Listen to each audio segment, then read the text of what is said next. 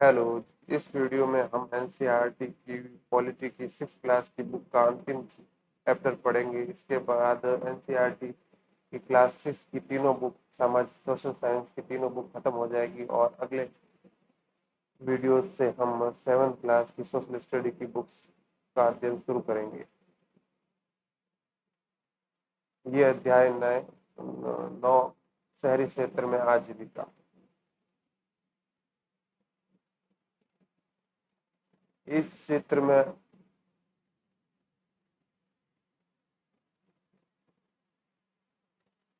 इस चित्र में आप क्या देख रहे हैं?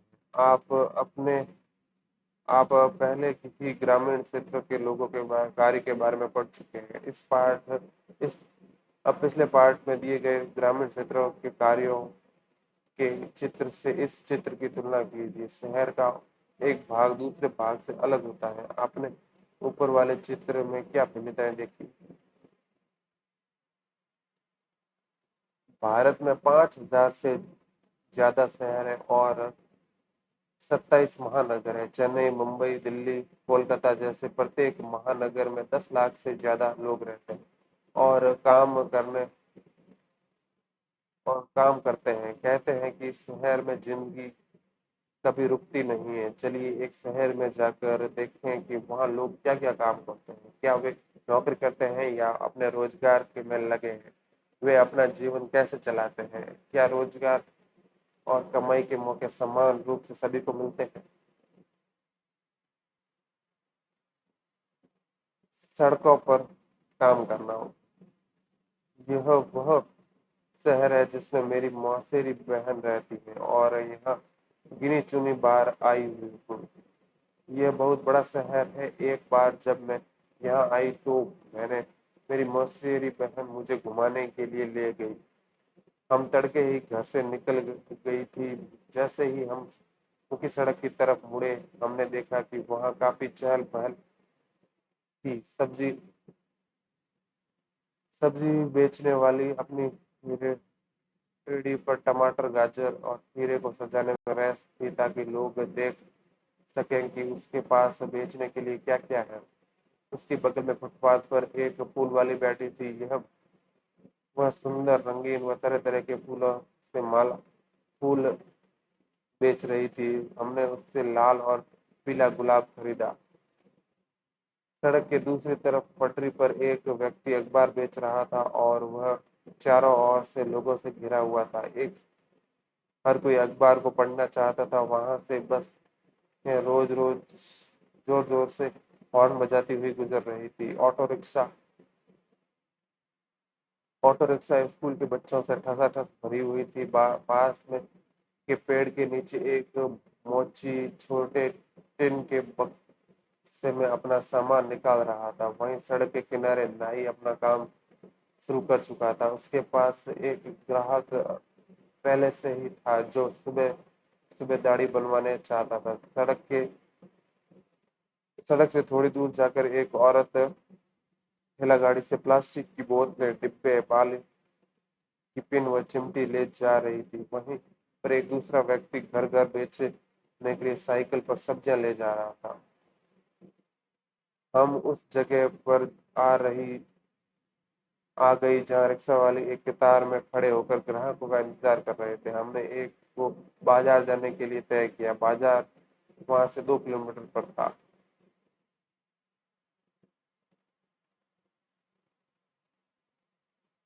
बच्चू मांझी, एक रिक्शा वाला। मैं बिहार के एक गांव से आया हूँ। यहाँ से मिस्त्री का काम करता था। मेरी बीवी और 3 बच्चे गांव में रहते हैं। हमारे पास जमीन नहीं है। गांव के मिस्त्रीगिरी का काम लगातार नहीं मिलता था। जो कमाई होती थी वह परिवार के लिए पूरी नहीं पड़ती थी।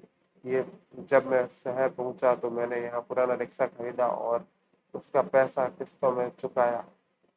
ये काफी साल पहले की बात है। रोज सुबह बस स्टॉप पर पहुंच जाता हूँ और ग्राहक तो जहां भी जाना चाहे उन्हें वहां छोड़ देता हूँ। फिर रात को 8-9 बजे तक रिक्शा चलाता हूँ। मैं शहर की एक कॉलोनी के पास पास करीब 6 किलोमीटर तक रिक्शा चलाता हूँ। दूरी के हिसाब से हर ग्राहक से 10 से 30 रुपए तक लेता हूँ। जब तबीयत खराब हो जाती है तो मैं ये काम नहीं कर पाता। कई दिनों कमाई बिल्कुल नहीं हो पाती। मैं अपने दोस्तों के साथ किराए के कमरे में रहता हूँ। वे सब पास की फैक्ट्री में काम करते हैं। रोज 200 से 300 रुपए तक मेरी कमाई हो जाती है, जिससे मैं 100 से 150 रुपए खाने और किराए पर खर्च हो जाते हैं। बाकी के परिवार के लिए बचा लेता हूँ। साल में 2-3 बार मैं अपने परिवार से मिलने गाँव जाता हूँ। जो पैसा शहर से भेजता हूँ, मेरा परिवार उसी पर जीता है। कभी कभार मेरी बीवी खेतों में मजदूरी करके थोड़ा पैसा कमा लेती है। बच्चू मांझी शहर क्यों आया था? बच्चू अपने परिवार के साथ क्यों नहीं रह सकता? किसी सब्जी बेचने वाली या ठेले बेचने वाले से बात करिए और पता करिए कि वे अपना काम कैसे करते हैं। तैयारी, खरीदना, बेचना इत्यादि। बच्चों को एक दिन की छुट्टी लेने के लिए से पहले भी सोचना पड़ता होगा, क्यों? बच्चू मांझी की तरह इस शहर में कई सारे लोग सड़कों पर काम करते हैं। वे चीजें बेचते हैं,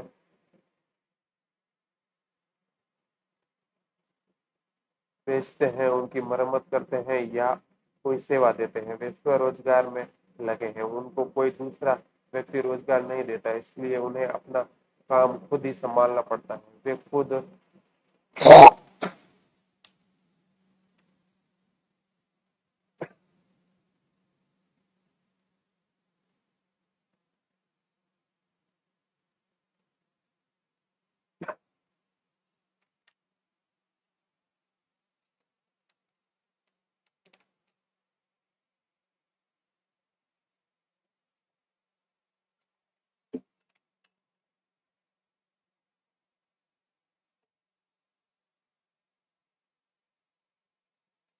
खुद योजना बनाते हैं किसका माल खरीदें और कहाँ व कैसे अपनी दुकान लगाएं। उनकी दुकानें अस्थायी होती हैं। कभी कभी वे टूटे फूटे गत्ते से के डिब्बे या बक्से पर कागज फैलाकर दुकान बन जाती हैं, या खम्भों पर तिरपाल या प्लास्टिक चढ़ा लेते हैं। वे अपने ठेले या सड़क की पटरी पर प्लास्टिक बिछाकर भी काम चलाते हैं। उनको पुलिस कभी नहीं कभी भी अपनी दुकान हटाने को कह देती है। उनके पास तो कोई सुरक्षा नहीं है। कई ऐसी जगह भी हैं जहां ठेले वालों को घुसने की नहीं दिया जाता है। ठेले वाले जो चीजें बेचते हैं वे अक्सर घर पर उनके परिवार वाले बनाते हैं। परिवार वाले चीजें को खरीद कर साफ करके छांट करके बच्चों बचने के लिए तैयार करते हैं। उदाहरण के लिए, जो सड़कों पर खाने या नाश्ता बेचते हैं वे ज्यादातर घर पर ही बनाया जाता है। अहमदाबाद शहर में एक सर्वेक्षण में पाया गया कि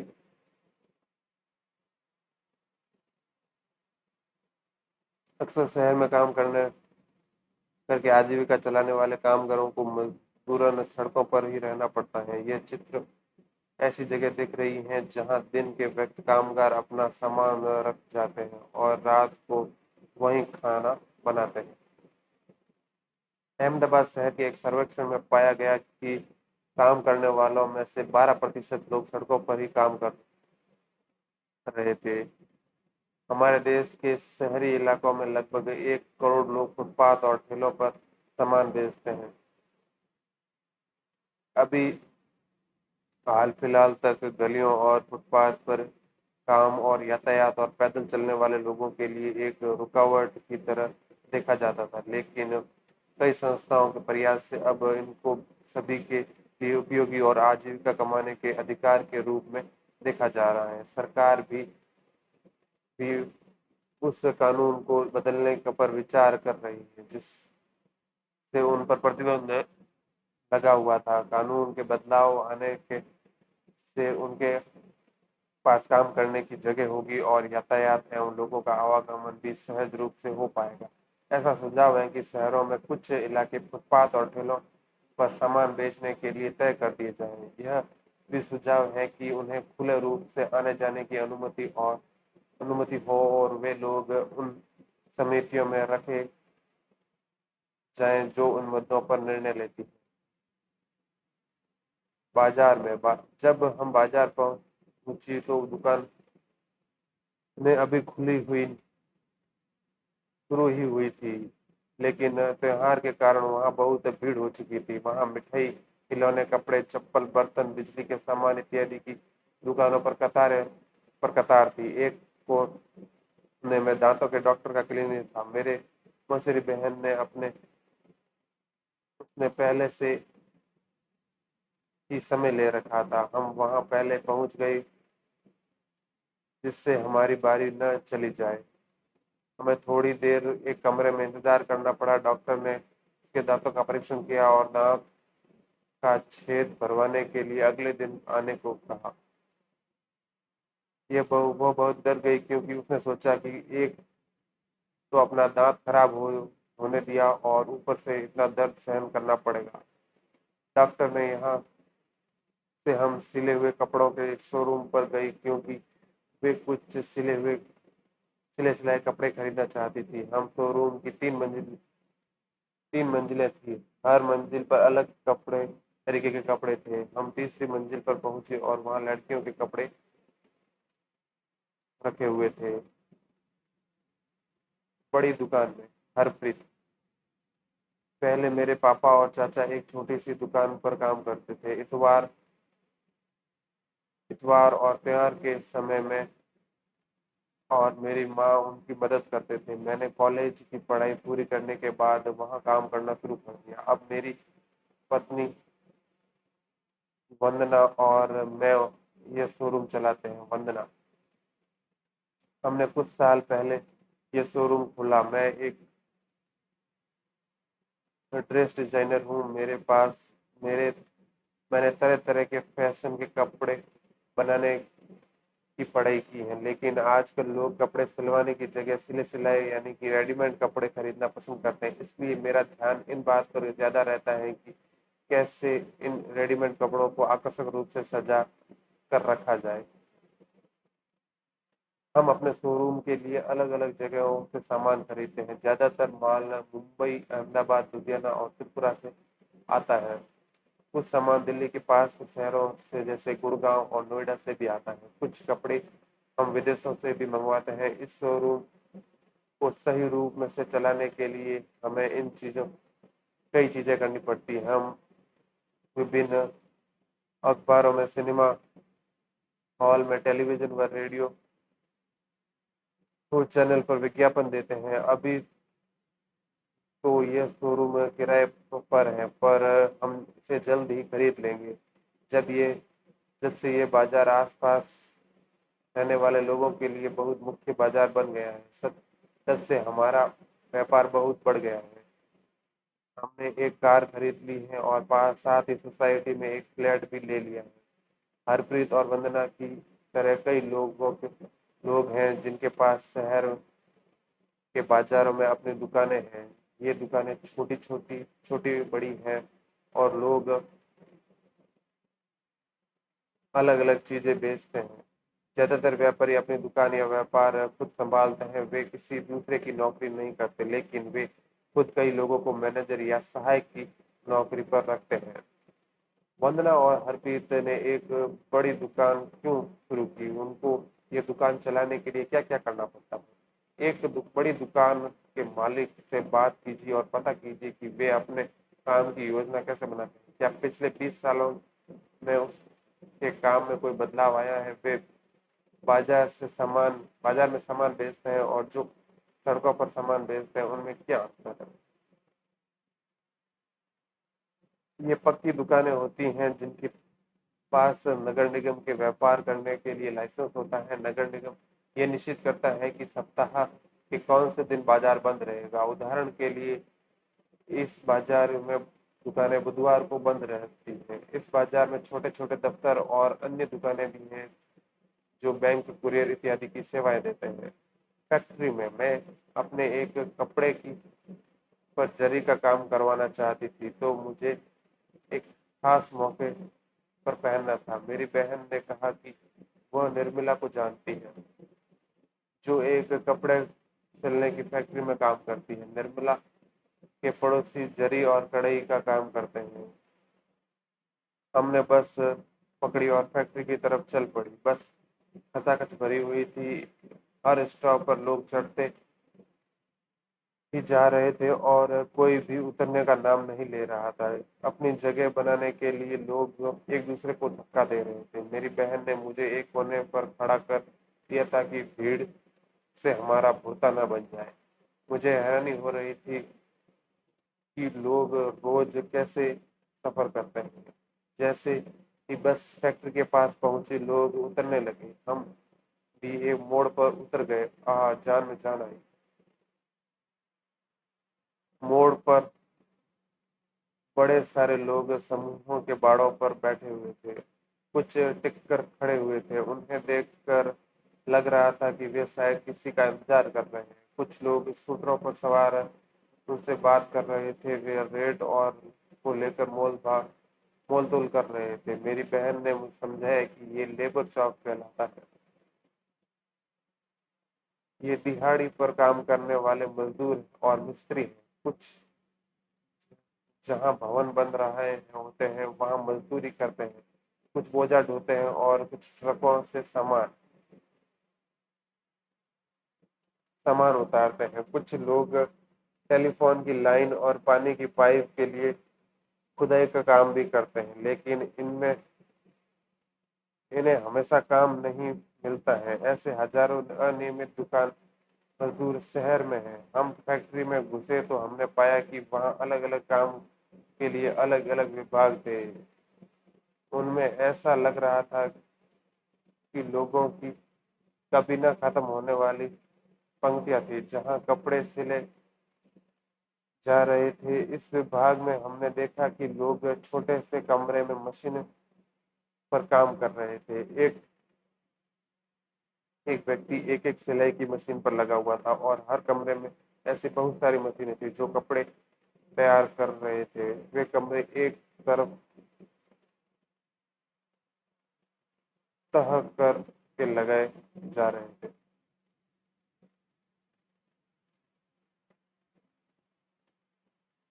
हमने निर्मला को ऐसी ही एक जगह पर पाया। वह मेरी बहन से मिलकर बहुत खुश हुई और उसने वादा किया कि मेरे कपड़ों पर जरी का काम करवा देगी।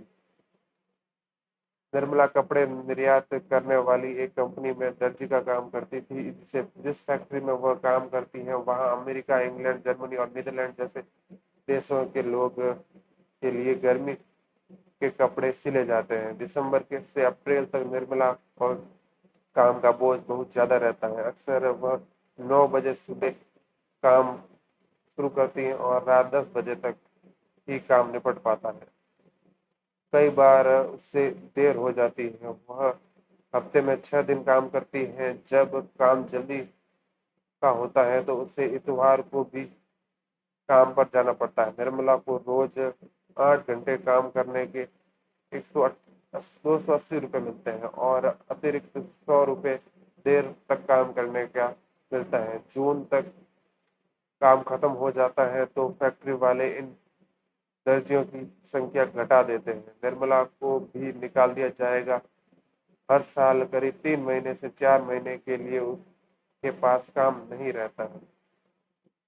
निर्मला की जगह निर्मला की तरह ज्यादातर कारीगर अनियमित रूप से काम में लगे हुए हैं। मतलब उनको काम पर तभी आना होता है जब मालिक को जरूरत होती है। उनको रोजगार तभी मिलता है जब मालिक को बहुत सारा काम मिल जाता है या फिर खास मौसमों में काम मिलता है। साल के बचे हुए महीने में उन्हें बहुत दूसरा काम ढूंढना पड़ता है। निर्मला की तरह ही नौकरियां स्थायी नहीं होती हैं। अगर कारीगर अपनी तनख्वाह या परिस्थिति के बारे में शिकायतें करते हैं तो उन्हें निकाल दिया जाता है। नौकर की कोई सुरक्षा नहीं होती है। अगर कोई बुरा व्यवहार करे तो उनके बचाव के लिए कुछ नहीं होता है। उनसे बहुत लंबे समय तक रोज काम करने की उम्मीद रखी जाती है।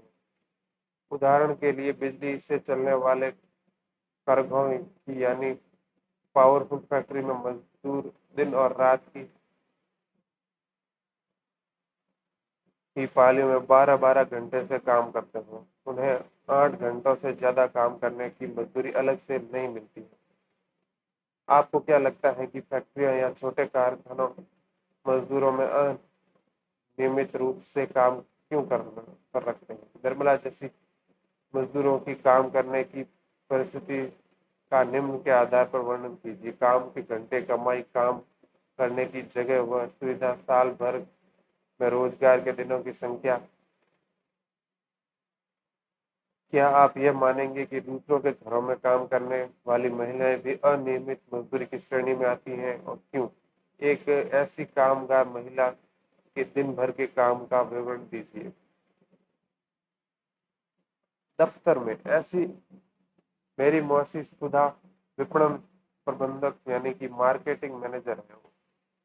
उन्होंने हमें शाम 4:30 5:30 से पहले अपने दफ्तर पहुंचने को कहा। उसमें हमने सोचा कि देर न हो जाए, इसलिए ऑटो रिक्शा ले लिया हमने, जिससे हमें बिल्कुल समय पर पहुंचा दिया। उनका दफ्तर ऐसी जगह पर था जहां चारों तरफ बड़ी बड़ी इमारतें थी। उनमें से सैकड़ों लोग बाहर आ रहे थे, कुछ कार पार्किंग की तरफ बढ़ रहे थे तो कुछ बसों की तरफ, पंक्तियों की तरफ। मर्सी एक बिस्कुट बनाने वाली कंपनी में मैनेजर का काम करती है। बिस्कुट शहर के बाहर एक फैक्ट्री में बनाए जाते हैं। मर्सी 50 विक्रेताओं, सेल्समैन के काम का निरीक्षण करती हैं जो शहर के विभिन्न भागों में जाते जाते। वे लोग दुकानदारों से बड़े बड़े ऑर्डर लेते हैं और उन्हें वे भुगतान इकट्ठा करते हैं। काम को सुचारू रूप से चलाने के लिए मौसी ने शहर को 6 भागों में बांट दिया है और वे हर हफ्ते एक भाग में विक्रेताओं से मिलती हैं। वे उनकी प्रगति रिपोर्ट देखती हैं और उनकी समस्याओं पर चर्चा करती हैं। उनको पूरे शहर में बिक्री की योजना बनानी होती है और अक्सर देर रात तक काम करना पड़ता है। उन्हें काम के सिलसिले में यात्राएं भी करनी पड़ती हैं। मौसी को नियमित तनख्वाह मिलती है और वह बिस्कुट कंपनी की स्थायी कर्मचारी है। वे यह उम्मीद पर रख सकती हैं कि उनकी नौकरी लंबे समय तक चलेगी। स्थायी कर्मचारी होने के कारण उनको निम्नलिखित फायदे भी मिलते हैं। बुढ़ापे के लिए बचत, उनकी तनख्वाह एक भाग भविष्य निधि में सरकार के पास डाल दिया जाता है। इस बचत पर ब्याज भी मिलता है। नौकरी सेवानिवृत्त होने पर यह पैसा मिल जाता है। छुट्टियां, इतवार और राष्ट्रीय त्योहारों के लिए छुट्टियां मिलती हैं। उनको वार्षिक छुट्टी के रूप में भी कुछ दिन मिलते हैं। परिवार के लिए चिकित्सा की सुविधा, कंपनी एक सीमा तक कर्मचारियों और उनके परिवारजनों के इलाज का खर्चा उठाती है। ये है कंपनी के में काम करने वाले लोग। महानगरों में कॉल सेंटर में काम करना रोजगार का एक नया क्षेत्र है। उपभोक्ता टीवी, फ्रिज जैसे सामानों को खरीदते हैं। बैंक और फोन जैसी सेवाओं का उपयोग करते हैं। कॉल सेंटर एक केंद्रीकृत दफ्तर है जहां एक ही जगह से उपभोक्ता की समस्याओं और उनसे जुड़े सवालों से संबंधित जानकारी दी जाती है। कॉल सेंटर प्राय हॉलनुमा कमरों में चलाए जाते हैं। इनमें अलग अलग खाने बने हो रहते हैं। वहाँ कंप्यूटर, टेलीफोन, हेडफोन और स्पीकर लगे हो रहते हैं। भारत इस क्षेत्र में एक महत्वपूर्ण केंद्र बन गया है। यहाँ न केवल भारतीय कंपनियां बल्कि विदेशी कंपनियां भी अपने कॉल सेंटर खोलती हैं। विदेशी कंपनियों के आकर्षण का कारण है कि यहाँ अंग्रेजी बोलने वाले लोग आसानी से और कम वेतन में मिल जाते हैं। अगर तबीयत खराब हो जाए तो कर्मचारी को बीमारी के दौरान छुट्टी मिलती है।